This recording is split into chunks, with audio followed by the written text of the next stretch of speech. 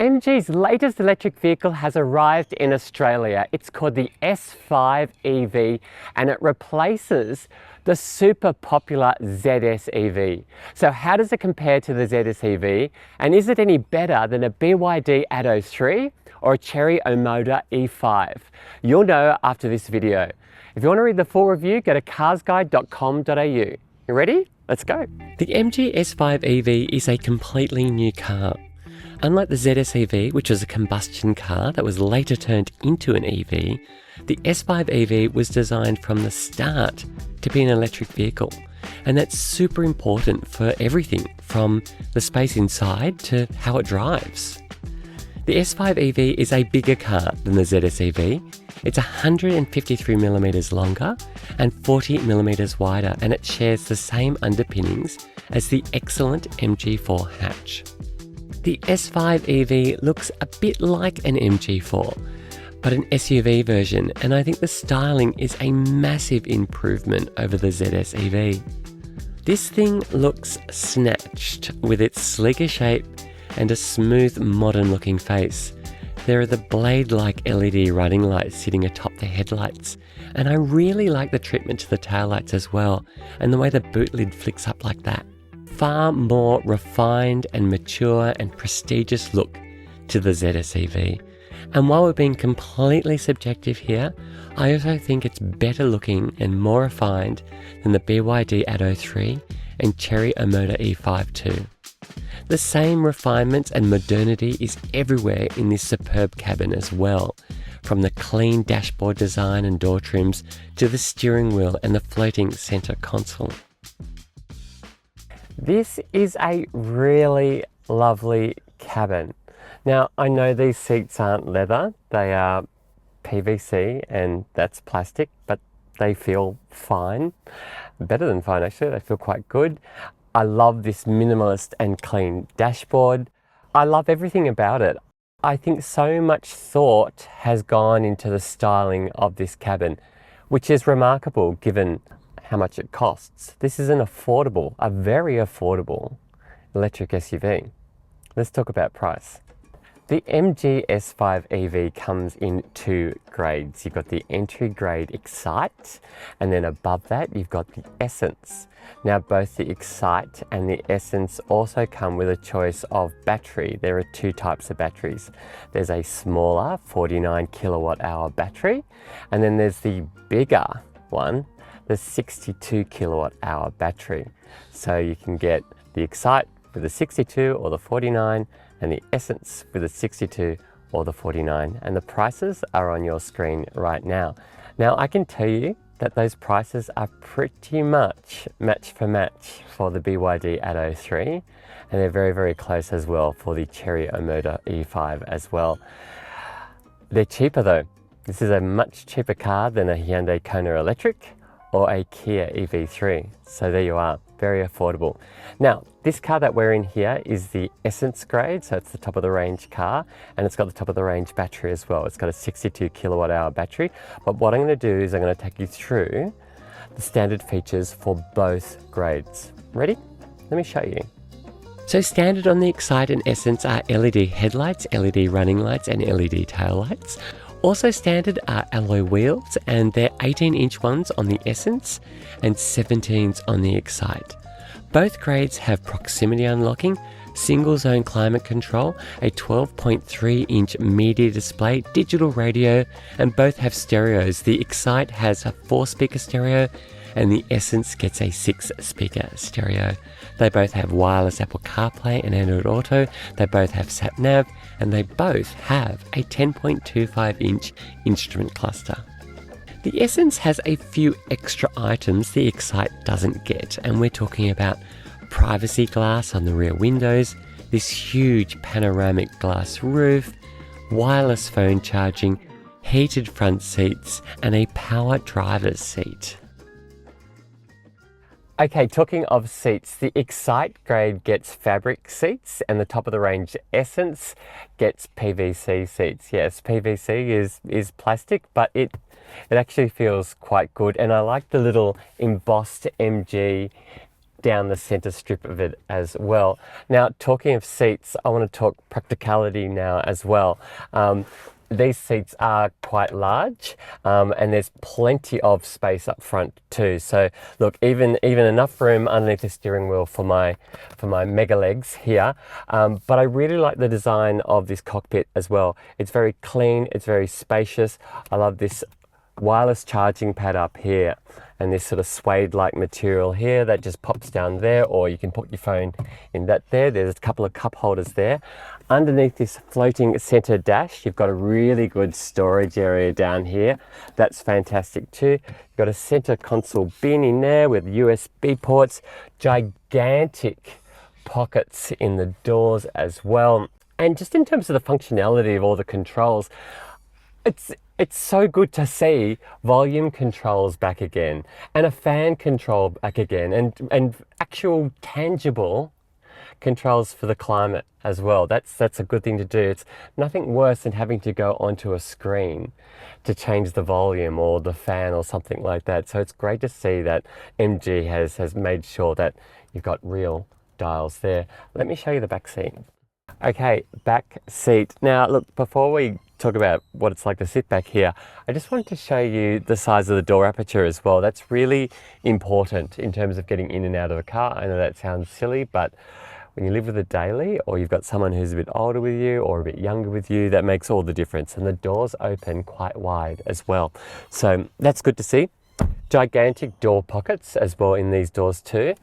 In the back here, you've got a fold down center armrest with cup holders and directional air vents in the back here. Directional air vents on both grades, the Excite and also the Essence. So that's really good as well. Now, this seat is in my driving position. I'm 189 centimeters tall. That's a giantess. I'm very tall, and I can sit behind my driving position with plenty of room. That's really good. Headroom, even with a sunroof, which you get on this grade, is excellent as well. That's really good. And there's plenty of elbow and shoulder room as well. One of the things I love about this car is that it has a completely flat floor in the back here. And that's because it was built as an electric vehicle from the start. This was always an electric vehicle, this S5 EV. And that's meant they've been able to get this floor completely flat, which is perfect for if you're having to scoot across like that. You don't have this big tunnel to climb over. So that's excellent as well. Now, let me show you the boot.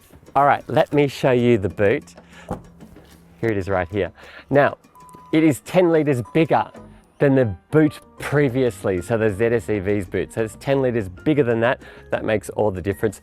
But it's also bigger than the BYD Atto 3's boot, and it's bigger, much bigger than the Chery Omoda E5's boot as well. That's important, very important. Now, does it have a front boot? Let me have a look. Come with me. Okay, so here we are under the bonnet. There is no boot here, no frunk, no fruit, whatever you want to call it. There's no storage area up here at all. Just a place to put your windscreen wiper fluid. There you go.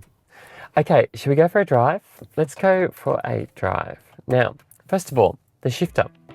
You've got a rotary transmission shifter down here. You flick it across to the right to go into drive, and flick it across to the left to go into reverse, and you bonk it on the head when you want it to go into park. Very simple. All right, into drive, and now let's drive. All right, first things first, electric motors. So the S5 EV has one electric motor, and it makes 125 kilowatts and 250 Newton meters. Now, having lived with the car for a week, I can tell you that is plenty of power, plenty of power. Quick acceleration, very controllable, very linear, very smooth. It's lovely. That one electric motor is actually at the back. It drives the rear wheels, so it's a rear wheel drive. The ZS EV, the car that this replaces, had its electric motor driving the front wheels. I much prefer rear wheel drive cars. In fact, 9 out of 10 motoring journalists think that rear wheel drive cars are more fun. Now let's talk about batteries. As I said before, there are a choice of two batteries. You've got the 49 kilowatt hour battery or the 62 kilowatt hour battery. Now the ranges are on your screen and it varies from different grade and variant, but basically the 49 kilowatt hour battery will give you about 340 kilometers worth of range, and the 62 kilowatt hour battery will give you up to about 430 kilometers of range. Okay, those ranges aren't huge, they're not massive. It's fine if you live in the city and you're just driving it day to day and you're doing probably 20 kilometers a day. That's perfect, absolutely perfect. Or even if you're doing a bit more, that should be fine. But if you are using your car as a ride share or for your work and you're covering hundreds of kilometers a week, I don't think that range is going to be enough for you. Even if you're planning to do like trips away or road trips and stuff like that, you are still going to have to think about where you're going to charge it and in terms of your energy usage. I'll get to energy usage in just a second, but yes, look, not massive ranges. Okay, so when it comes to charging, the 62 kilowatt hour battery can be charged faster, at a faster DC rate than the 49 kilowatt hour. So you can go to the supermarket and you can use the 150 kilowatt charge there, and it will use it to its capacity. The 49 kilowatt hour battery can only be charged at a maximum DC rate of 120 kilowatts. Okay, so 62 kilowatt hour batteries, maximum 150 kilowatts, and the 49, maximum 120 kilowatts. In terms of energy consumption, you can see the energy consumptions on your screen right now. And just as far as we're going, we've done 130 kilometers so far this week, and we are using an average of 20.4 kilowatt hours per 100 kilometers. That's thirsty, not too thirsty. Okay, so what's it like to drive? Now, just a reminder, we are in the Essence grade, so it's the top of the range S5, and it also has the big battery too, the 62 kilowatt hour battery, and that can actually affect stuff. This car's quite heavy with that big battery, so each car might drive a little bit differently depending on the battery and the grade. Okay, so, but we're in this car and I'm going to give you my thoughts. Now, one of the things I didn't like about the ZS EV, the car that this replaces, was that the driving position was really high, the ergonomics of the cabin didn't feel right, the rear vision mirror was actually in the way of being able to see out the windscreen. There was quite a few things I didn't like just sitting in the car. Also wasn't a fan of its ride or its handling either. Look, okay, I really wasn't much of a fan of the way it drove. It was all right, but not great. This though, the S5 is so much better, so much better. For starters, the seating position is excellent. I'm sitting low like you should sit. The rear vision mirror is not in the way. The ride is excellent. Yes, the suspension feels a little bit firm, a little bit sporty, but that's fine because it feels composed. It feels very, very comfortable as well. And one of the things I love about it is this solid feel to all of it. It's hard to explain. It all feels glued together really well. So the car's body control is contained and pinned down. It feels stable on the road. The steering feels accurate and direct. The pedals underneath my feet feel good and solid, and all of it. The visibility is excellent. This car is light years ahead in terms of drivability compared to the ZS EV. It actually feels a lot like the MG4, which is a hatch version basically of this car, and I think is one of the best affordable electric vehicles on the market. And this feels just like that. Of course it does. It uses the same underpinnings, so there's a lot that it shares with it. This is just the SUV version of it basically, and it's excellent. It's excellent to drive. I can't believe that a car, electric car, this affordable, drives this well. Now, the MG S5 EV comes with a 5-star ANCAP rating. And that's 2025 rating. That is like super fresh. That's straight out of the oven, that ANCAP score. And it has everything. It's got AEB, it's got lane keeping assistance, it's got front cross traffic alert, it's got rear cross traffic alert with braking, it's got blind spot warning, it's got the lot. Excellent safety score, excellent safety tech. Also, the safety tech is quite non-intrusive. At the moment in Australia, a lot of cars are coming onto the market, new cars are coming onto the market, which have quite frustratingly annoying tech, which tries to get your attention on the road or let you know that the speed's changed or you're in a school zone, and all really good things like that. But the way it tells you is very distracting, often with bings and bombs and alerts and chimes and messages. The MG S5 does it in a very subtle way. When you come into a school zone, it'll just go beep.